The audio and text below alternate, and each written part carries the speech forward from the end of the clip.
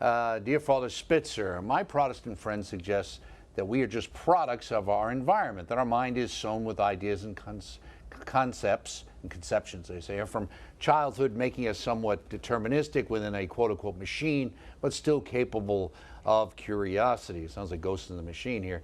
Is this right or wrong? How would I respond with, in the ethos of Catholic theology and a proper understanding of the human person?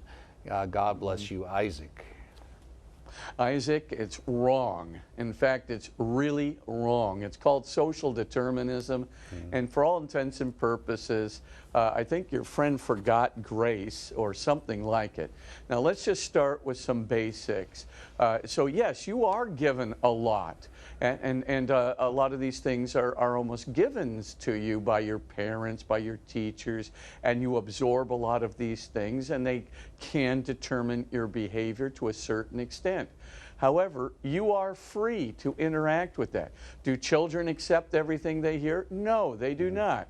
I want the cookie. No, you can't have the cookie. And you go and you take the cookie. Okay, that's a free choice. Now, is that constituting your behavior and determining habits into the future? Yes, it is. It's not something that was just given to you by your environment. It's given to you by your repeated free choices towards it. Secondly, we all have these various transcendental desires.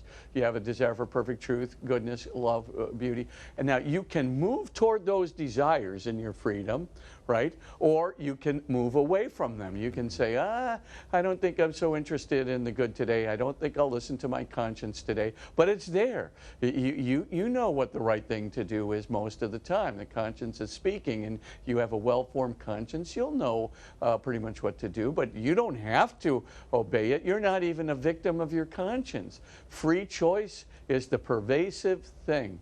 And any deterministic system, whether it be genetic determinism, social determinism, whatever it may be, all those deterministic systems are an implicit and sometimes even an explicit denial of free will. Free will is the principal thing. You are self-conscious. And by your self-consciousness, you have exposure to transcendental desires.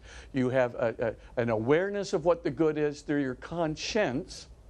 And you have through your empathy, you know what the loving thing to do is. Through your rational faculties, you know what's truth and falsity, or at least how to get there. And you even have a sense of, what God wants or doesn't want. The numinous, a sense of the numinous inside of you. Now, your free choice. You can go in that direction where you feel that call toward truth and goodness and your conscience and love, etc. Or you can go against it, and you can pretty much put your faith in something you want, something that I call level 1 or level 2. I'll increase my materialism, or I'll increase my ego comparative desires and so forth, and satisfactions and advantages, all these things, but caring not for what my call is to the truth and to goodness and to love. So again, you're free, but freedom stands at the center. That's at the center of everything. And by the way, I think last week I talked about Jean Piaget, who said how central the ego was in the life of the young child, and that is so true. And egocentricity, you look at it and go, that's really bad. But actually, if you look at egocentricity, what lies at the heart of egocentricity is self-consciousness. And what lies at the heart of self-consciousness is freedom.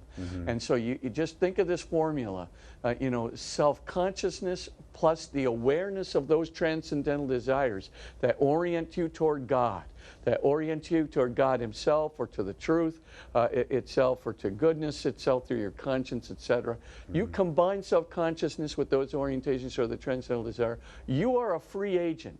You don't have to act in accordance with the transcendental desires.